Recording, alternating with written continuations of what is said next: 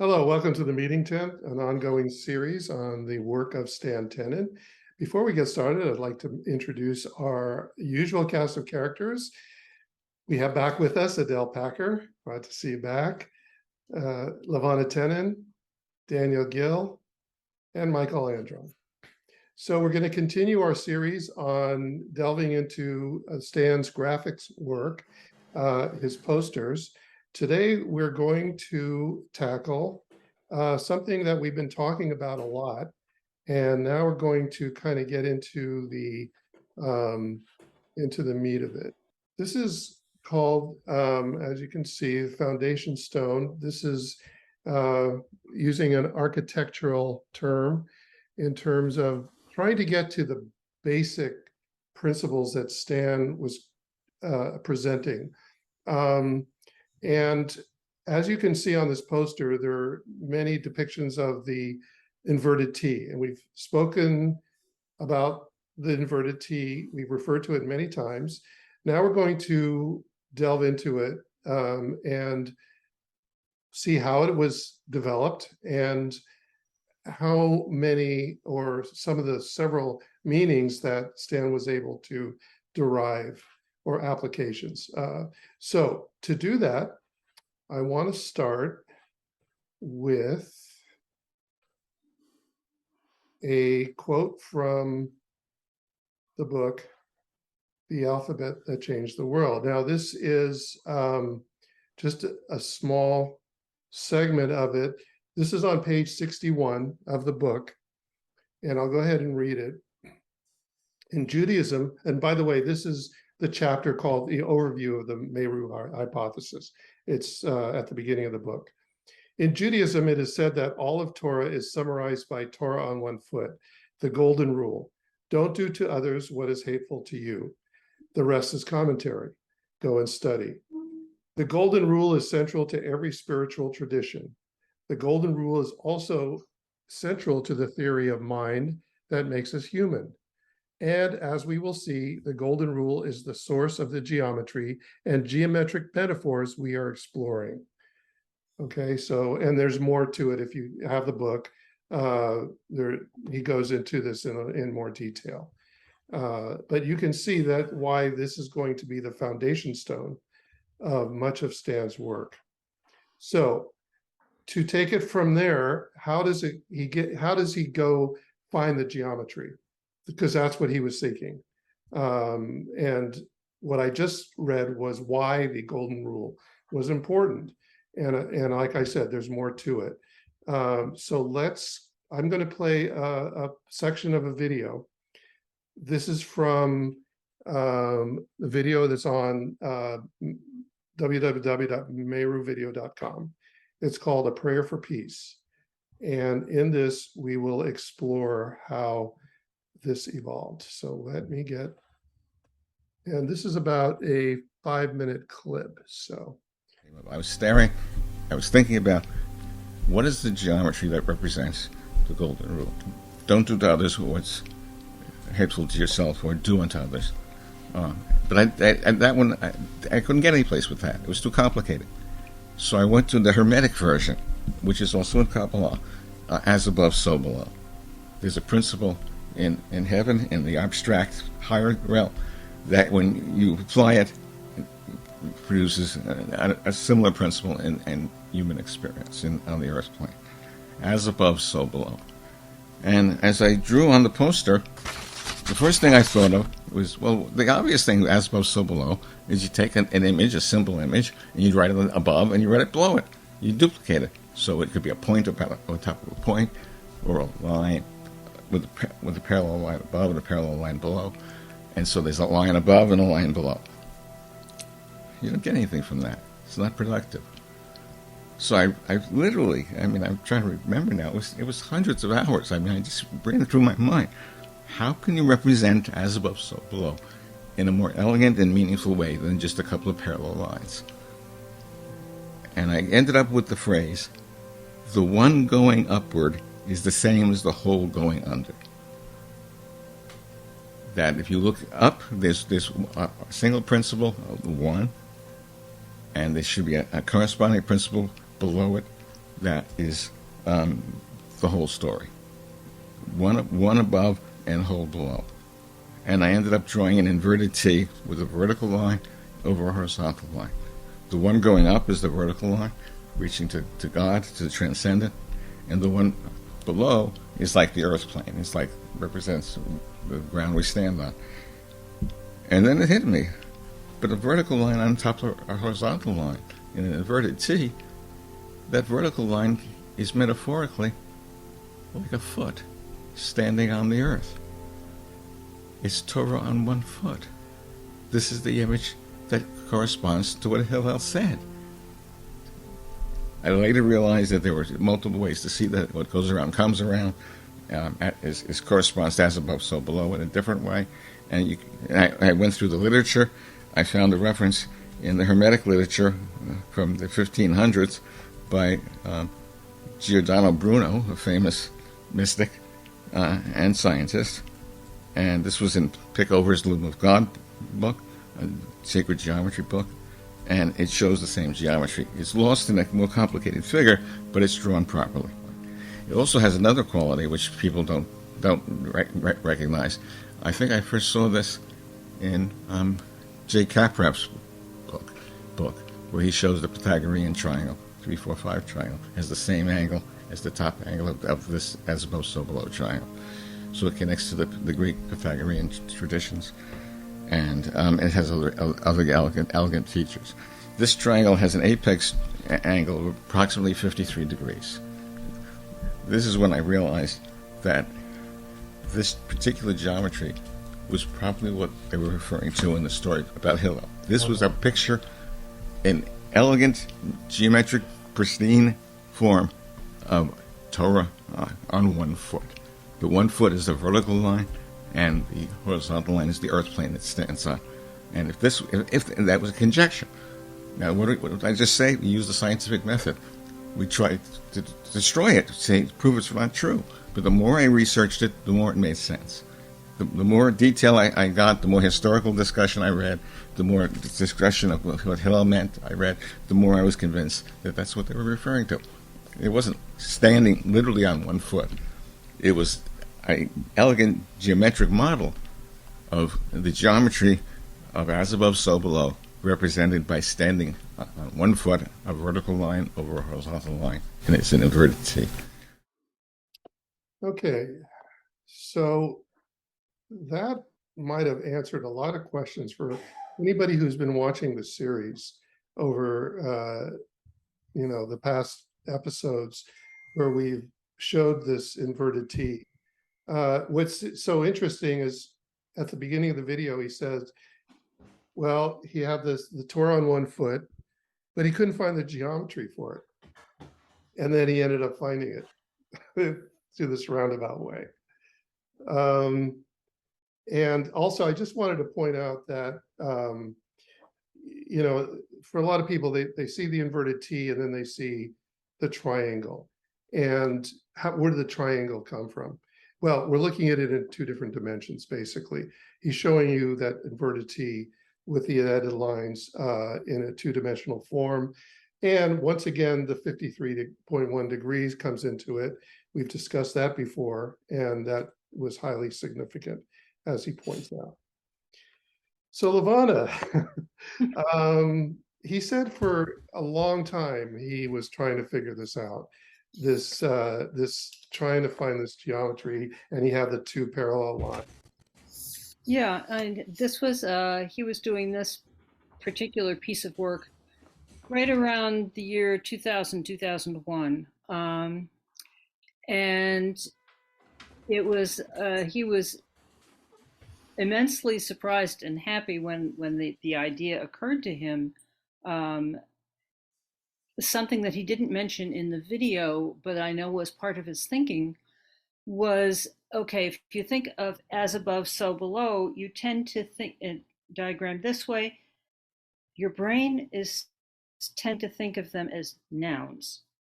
What exists below exists, the thing above, thing below. But he was always focusing on the principle that what's important is not the noun, but the verb. okay, what's the verb? What would be the verbal form? What's the verb of this? Oh, one going up, as in above, and whole going under. Well, what goes under? Well, the whole, everything, the earth plane. You're talking about a plane. So this that he didn't mention that particular aspect of his thinking in the video, but I know it was important in allowing him to make this transition if you're going to do this in a verbal way. Um, he had already previously explored the whole business about the we referred to it the delta function and its Fourier transform. That work was actually originally introduced in a very early paper called The God of Abraham, a Mathematician's View, which was published, gosh, I think in the mid 80s. And that is something on the Meru.org website. And you will see his explanation of that that delta function as being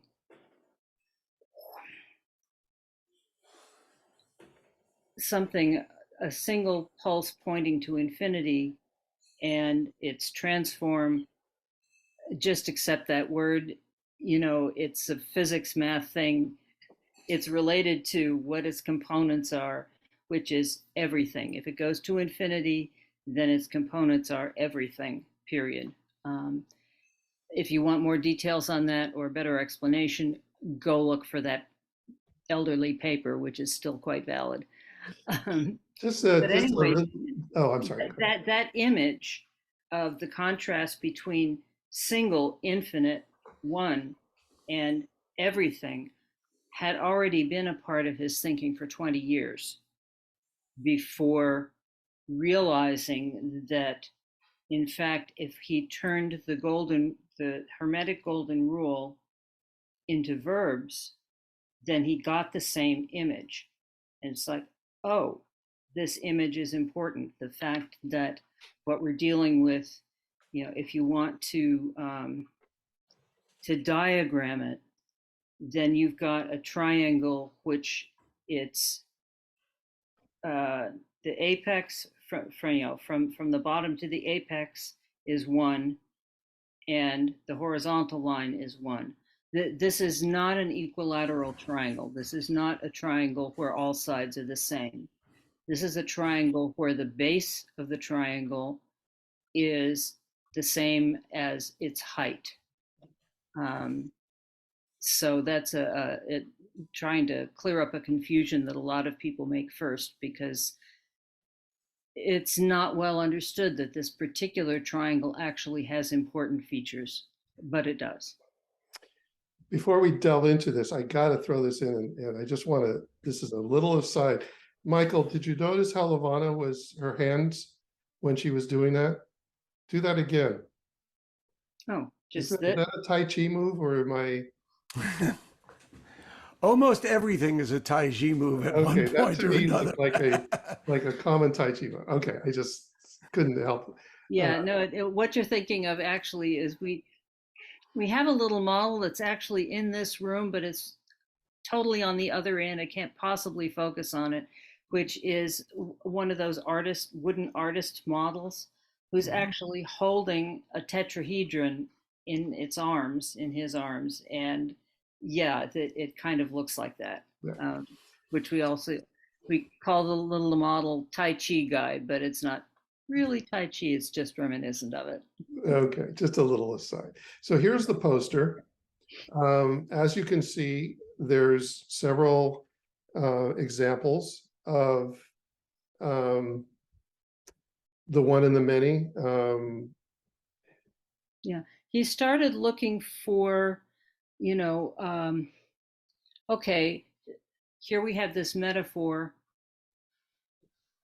What kinds of things seem to express it in the physical world? Well, some of these I have to, in that line of the one and the many, I was always the slightly skeptic. I would go, yeah, right. But in fact, you find them, Pope's mitre hat. Well, okay, yes, this is on it. The cubic stone ziggurat is kind of an interesting thing in terms of there are, well, it turns out he discovered later that if you construct, if you try to fill this triangle with cubic figures like that, um, you get a reference that references directly some lines in Sefer Yetzirah. You can forget I said that, that's no problem, but it is a connection of this particular figure to some very deep traditional material, which has many, many, many layers of meaning, and this would be one of them. He also started looking at what the line here that says complementary infinities, and those are kinds of things that you can brainstorm, you know, let's see, for physics, particle, which is singular, and wave, which is continuous. You can delta function spectrum. Yeah, there was the idea of the complementary and the reciprocal that Yes, came up yes. also in his discussion of the letter bait in the Yeah, book. yeah. Inside and Other outside this, yeah, that's more bait-ish, but there is a whole section again in the book. There's a whole page of examples of That's what right. these kinds of complements, complement with an E, are.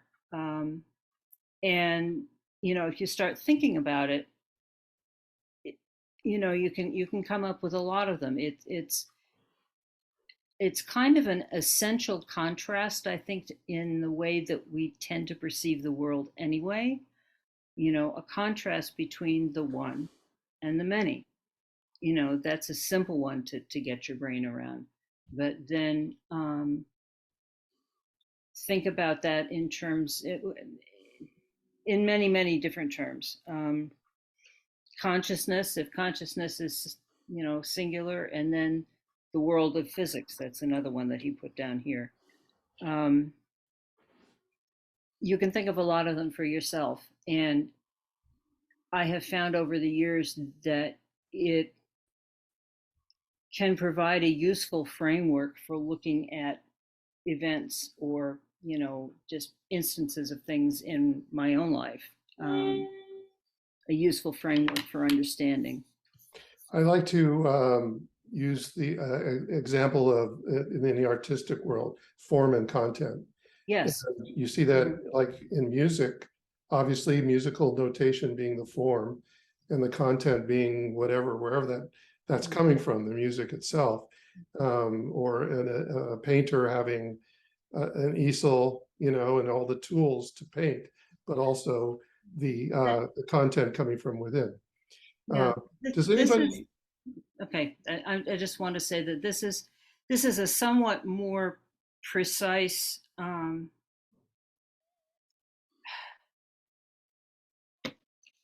The importance of the idea to him was the singular infinity contrasted with multiplicity in, or discrete and continuous, in whatever realm you're thinking of. Right.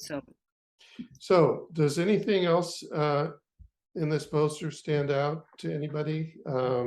Yes, Michael. While it's not one here, it seems that the drawing over here, is that what we're calling the foundation stone? It's the idea, the foundation. The idea. The idea of the foundation stone. Yeah. It doesn't necessarily trigger the Taiji move, but it does trigger the letter Aleph, which is the number 1 and represents unity, because an Aleph has a Yud from above and a Yud going down below. And the general shape of it if you're coming here, is that vav in the middle that joins but also separates the two, one coming from above and the one coming up to here. Wait a minute, we can't see Your your pointer cursor. is not showing. Yeah, which, Oh, I'm sorry. where are you on the pointer? On the triangle with the inverted Pythagorean triangle. This here? Okay. This Yeah, area? the center line here. Yes. Okay, this line is like the vav in the middle of the aleph. There's a yud coming down and a yud coming up. They don't meet at a point. They meet kind of here and here, but the principle is the same. If you look at it quickly, it's the shape of the Hebrew aleph, which sometimes when people write it quickly, they just do an X. It's one way of doing it. And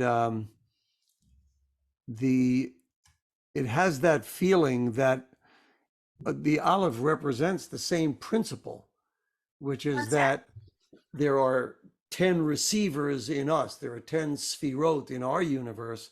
That's the multiplicity. But the source of life for those sphirot are like God's 10 fingers, metaphorically, coming down and filling and feeding the yud, the 10 beneath us, because yud is the number 10. So when I look at that shape, if I just kind of sit back and look at it, that's the only letter that would come to mind in the Hebrew alphabet, geometrically. So along, I guess one might add it down here with all of the various places where it was seen. The aleph is sort of represented in that figure. That was my my thought. It could be. I mean, that was, I know that was not a part of Stan's thinking, but that doesn't mean it's not there. No, that's something that he would have loved to shared with you, Michael. Yeah. And get your perspective on. That's what I was, as I was thinking, I said, how could he not put an olive there? I gotta call him up and show him the olive. Good luck with that. I will let you know. Let's see. Anybody else? Anybody else have any comments? Yes, Adele. I was just thinking about, he said it very quickly in that introductory 5 minutes. He said Kabbalah, like so quickly, when he was referring to as above, so below. And the way I kind of think about it, the golden rule is really about people to people. I mean, it's really about relationships with people and how we treat each other, and not to treat someone as you wouldn't want them to treat you. But when you say as above, so below, the Kabbalistic principle of our actions affect the worlds above us is a very spiritual concept. It's a connecting between, this reality realm and the realms above us that we can't even imagine. But it starts to create that sense of connection when you say as above, so below. And from the studies I've been doing of Kabbalah, that phrase comes up quite a bit. And we're partners with God, right? So as our actions and our speech are meaningful, so that feeds the realms above us, and the realms above us are feeding down to us, and in so many ways, whether they're guarding us or protecting or healing or nourishing and giving life to everything we see on this plane, so that the source and the person have this reciprocal relationship. I don't know if reciprocal is the right word, but we have this amazing relationship, and that he's very, it seems Stan is very intent on the geometry and creating the geometry. And yet when I spoke to him and he told me the books he's read and the concepts that he's drawing from, they're very, very big spiritual, mystical concepts behind these seemingly matter-of-fact pieces of geometry in front of us. And sometimes people look at the geometry and kind of get turned off, or just kind of, oh, like, I don't really understand that. I don't know what that big triangle is doing on top of that other triangle. And they kind of get turned off. But if you can go behind what he's trying to say, you can see that it's parallel to the, our oldest traditions. And maybe Daniel can speak to that more eloquently, but I just found that really interesting. Like, I feel like they're different, the golden rule and as above, so below. They're different and they're similar. That's why he changed it to a verb. What do you mean by that? I mean, the what he was thinking, instead of as above, it's like what goes up. Oh, I see. And the one going up, and then it's what exists under. Yeah. I just saw this, actually. I have a chavruta, believe it or not, in the area. We're learning Shefatal, and really nice local Chabad rabbi. And what's amazing is I just saw this. I mean, we just learned this in Shefatal.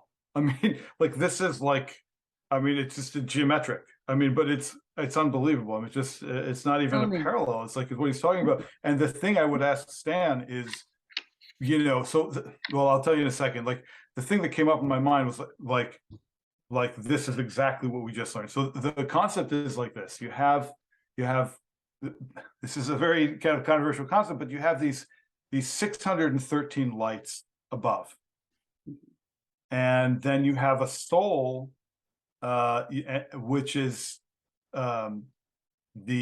comprised of also 613.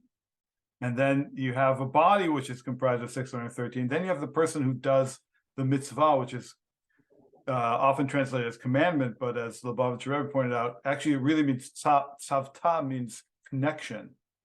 So there's 613 connections, and in the Shefatal, it's so beautiful to see this, because it's like I can't forget that. It's such an amazing thing. Like, you've got the triangle above and the triangle below, and what the Shefatal says is that the mitzvot, the commandments, which are really these connections, the 613 connections, are how we draw down those 613 lights into the physical world. When we do a commandment, the corresponding light above gets stronger, and then it kind of shoots down the energy into this world. And so the person doing the mitzvah is absolutely essential. Without the person making that connection with the physical action, then the light can't come down. And so we are integral to it.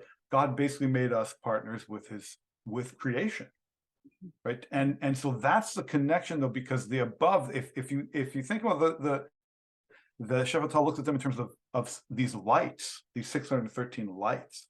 If you think about it that way, you're never going to walk into a room where someone's mean, right? Someone's being mean to someone and say, wow, what a light-filled room. It's the opposite. You think cruelty, you think people not treating each other nicely, you think darkness, right? And you think then of people being patient, and people learning to listen to one another, and people being compassionate to one another, right? And you think, oh, that's something light-filled. It's just like a natural reaction. And so that's the connection, is that it's not just simply a spiritual matter disconnected from social reality. It is one. And so the more we're able to, the concept of the mitzvot, of these connections, or as they're colloquially called, commandments, is to draw down this light into the earthly plane, and thus create more understanding. Where there's light, if there's no light in a room and it's dark, you actually are going to stumble, and you might get. That's actually the reason for the Shabbat candles. Believe it or not, you light candles in your home on Shabbat so that people don't argue with each other. Because if there's no light, people will run into things, they'll break things, and there inevitably will be arguments, and there won't be peace. And so you light candles on Shabbat to make a house filled with peace. So there's this connection that the rabbinic tradition came up with between the light, specifically the light of Shabbat, the light of the Sabbath, and peacefulness and compassion and understanding. And so and so again, like looking at this is like, and there's one more thing which is also fascinating, which I mean, Stan didn't even realize he was making an incredible comment on this Talmudic passage, which deals with someone comes to Hillel and says, "Teach me the Torah while I'm standing on one foot." What Stan is pointing out here, whether he knew it or not, although I'm sure his soul knew it, is that the person standing on one foot, what that represents is someone who understands the scientific world.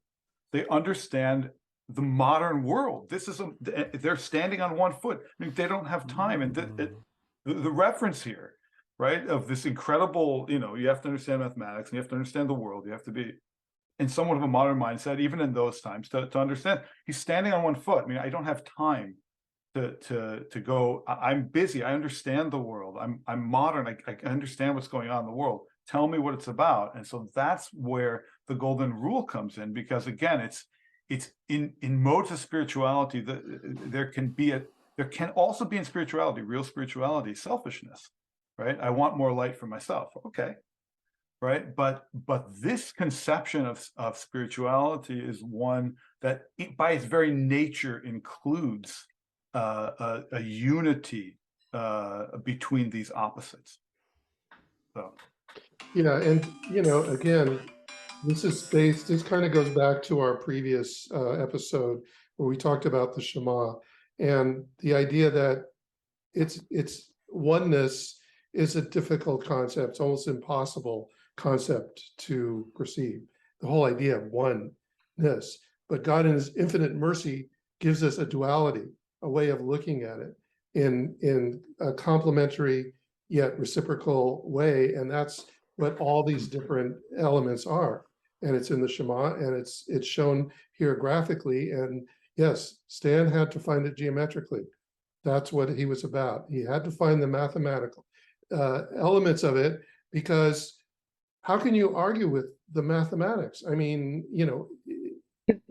For him, it wasn't even that he had to find it. It's just that that was his neural structure. That's how he thought, and what always, the thing about geometry, as far as he was concerned, is that within our world, it's universal. We live in geometry. We live in things that have shape and form, and so as he was also looking for universals, that was also important to him. I guess I just, as somebody who knew him pretty well, I just know that for him, honestly, that Pythagorean triangle came first. Finding the expressions of it, the metaphors of it that were real in the world came later. And that's just it's just how he thought, that stuff on the top, that's his notes. That's what, if he had an idea, that's the way he wrote it down.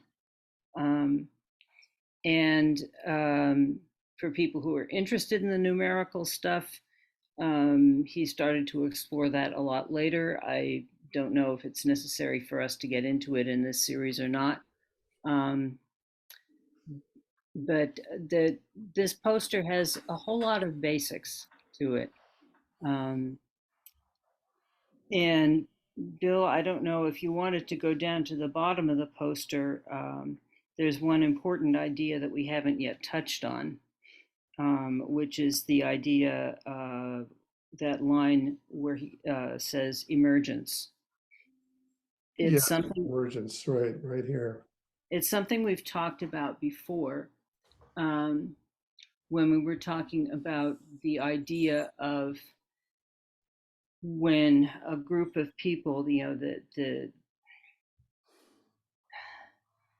the advice from the RE, as laid down, that it's important for people who are praying together to basically love one another, to be in harmony, to be in unity on a deep and spiritual and loving level, in order for the prayers to truly get sent upward to heaven and reach the infinite, as from the group.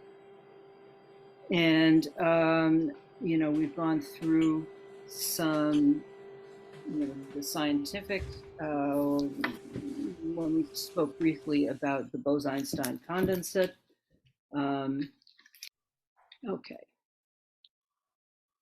Okay. Yes. So Stanley wrote this as a caption for this poster. What happened here?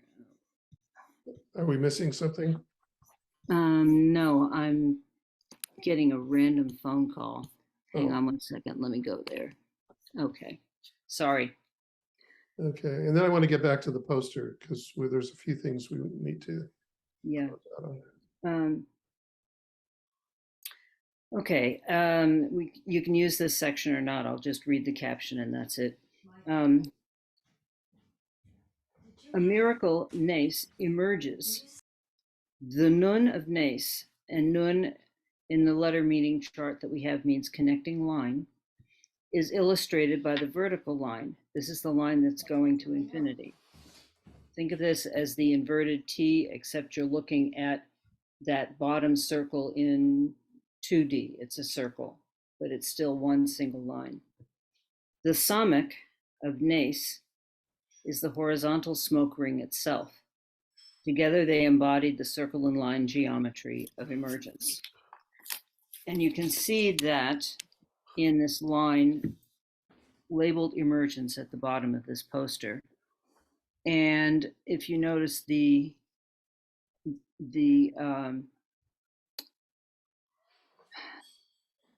notation at the picture at the far left, which actually has, let me get the poster yeah, back up.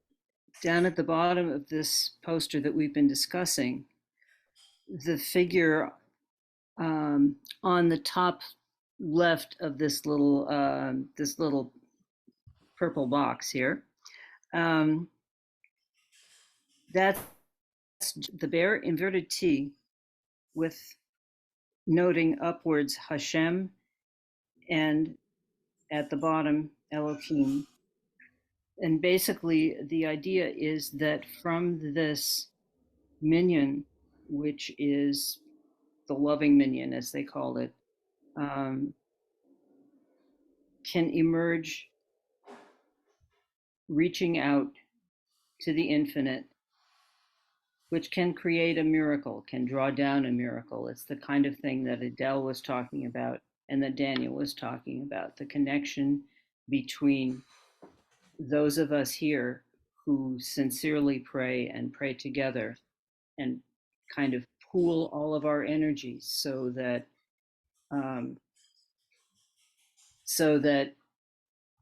one's strength can make up for another's lack of strength in different areas. It's a very healing concept.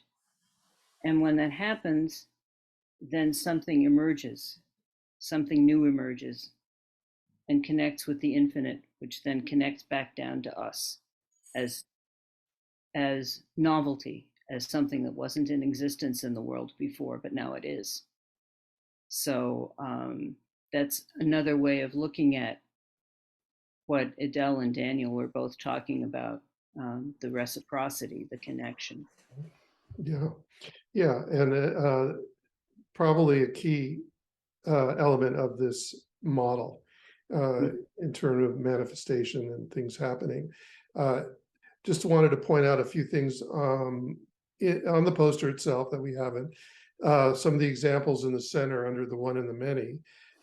He's showing the Pope's hat. It's because of Mitre hat. Mitre. What mitre? Pope's mitre hat. The Masonic compass. I think we covered that last time. A topological view of discrete and continuous. So another example of that.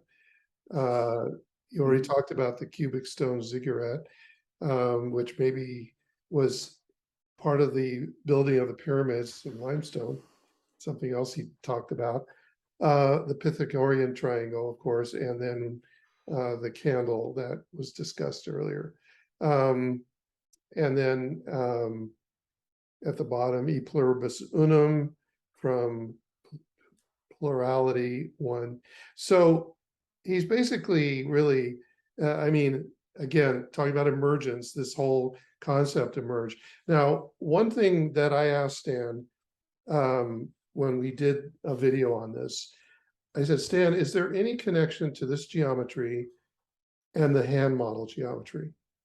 Because all those years of talking about the hand model, now he's in a different direction. And he first said no. He said no. Then he started to think about it.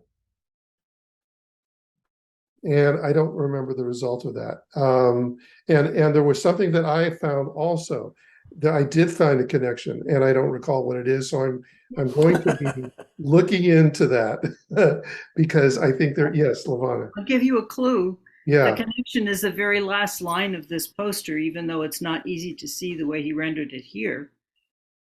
It's in others of his posters, it's much clearer. You can see the inverted T in the section of 1D. You can see 2D, the two circle. 3D, the sphere, let's leave that to the side. But he's talking about 4D, the hypersphere. That actually is the form around which the hand model is created. The six hands. Yes, and there are other posters that he made which make that much, much clearer, and that is the connection. There's another very ancient paper, actually, which is called The Shape of Information, How to Talk to an ET. Forget the ET stuff. But that was also published, I think, in the late 80s or early 90s. And again, that one is on our website, that deals with this aspect of how the hand model was derived. Interestingly, again, that was before he came up with the inverted T metaphor, but he already had the concept of the model being able to fit inside and be pulled out of this hypersphere, this toroidal figure of a particular kind, and that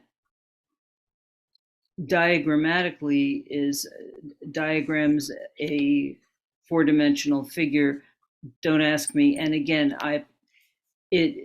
don't worry if you can't see it in this particular poster. It's not what he emphasized, but there are other posters where that figure that's labeled 4D hypersphere is expanded greatly, and the explanation, you can see the hand model on it.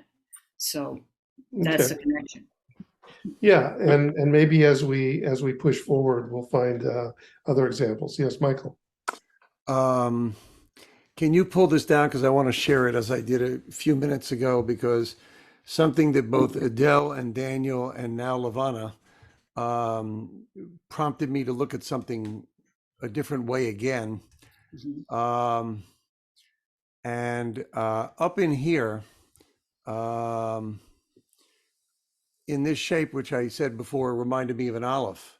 Mm-hmm. And then Adele was talking about the difference between the connecting to the vertical and then connecting to each other.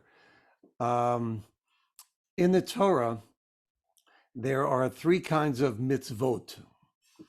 And there's two different variations on what I'm about to say. I'm going to pick one. But the ones that are well known is Bein Adam L'Chaveiro. There are commandments between man and his neighbor, and Bein Adam L'Makom, between man and God. To Makom means space, to the infinite space. But there's also Bein Adam L'Yatzmo. For example, your faith in one God has nothing to do with, I mean, I guess it does have to do with God, but it has to do with you. It has to do with opening yourself up. if you look at this Aleph that I described before, that's sort of between you and God, either Bein Adam La'atzmo, between himself, and Bein Adam La'Makom, between man and God. But now look at it this way, okay? You could, in Roman mythology, the Janus, which became January, is two faces. And they're normally two faces. You put them on a door. So it's like watching those who are coming and watching those who are going, or as you're leaving. But they're facing away from each other. And of course, there's no love or communication between people if they're facing away from each other. But here, you know which way it's facing. There's a face here. The nose is in the triangle from the side. Imagine a face here and a face there. That if you are in a world of oneness, that is a world of multiplicity as well, and you're facing each other, then you have the opportunity to have that which is hateful to you, don't do unto them, because you're looking right at them. They're facing each other, similar to the two cherubs on the Ark of the Covenant. It is said that they faced away from each other, but when the high priest came in and on Yom Kippur and was trying to hear the voice of God in response to his saying God's name, the angels turned. So their wings were now facing each other, and therefore their faces were facing each other. Not unlike this, like one hand and the other. Okay. You're this hand, this is me, this is the other guy. And we're looking at each other and joining around the triangle. You can see the faces here in the hypersphere, because they can either be facing away this way or that way, or they can be facing each other. And it's in the drawing of the hypersphere, it actually shows a rotation. It's a circle. It could pivot around the middle. And to a certain extent, it's like, okay, so now you've got the Torah. You're standing on one leg. You've made the connection yourself. Now, what are you doing in the world with each other? And so the above and below now connects to that which is hateful to you, don't do unto the other guy. Because you're in that model. You've become part of it. You're in the inverted triangle, or the inverted, inverted T. And at that point, you turn inward and to the other and bring the world to a place of peace and harmony. Well, there's a perspective. Yes, Adele. Yeah, if you'll allow me to screen share, I'm just going to show you something very simple that brings us back to the very first thing you said today. There we go. So this is Torah on one foot. Our actual structure is a T. A lot of people think because of our soft tissue that we're kind of an L, but the actual bony structure falls into the very middle of this bridge. And so I just thought that's beautiful. I think of the heel as kind of a kickstand behind us. And now when I practice standing on one foot, doing my balance exercises, I'm going to embody as above, so below, connecting to the earth plane and sending my spine up. And if we're embodying the same inverted T, this would be spine and the earth plane through our seat.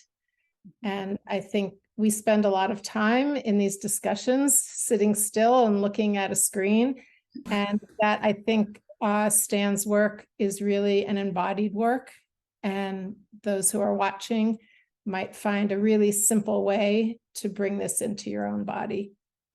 So, Adele, on this picture, look at the white space between the arm and the side of the body. yeah. It's like a face. It's two faces looking at each other. Yes, it is. Yes, it is. It's also like birds flying around. Yeah. Yeah. But yeah, it's always good to look at the negative space. even when we look at letters, right? That's right. Beautiful. Thank you. I'm going to stop share. Thank you for that. I just wanted to point out one thing which we didn't do at the beginning. And he's actually showing us the geometry of the term foundation stone right here. So, and he's tying it in also to the triangle. Well, we've really gone over time on this one because it was fascinating. I hope to keep this going, and we're going to, look at other posters, and we're going to be this inverted T idea is going to be coming up, and it has come up many times and will continue. And look at all the elements that came out of it today. I mean, just things that everybody brings a perspective, and that's what this is all about. So thank you so much, and we'll keep it going. But for today, we've got to thank you for watching, and we'll see you next time. Take care. Bye-bye.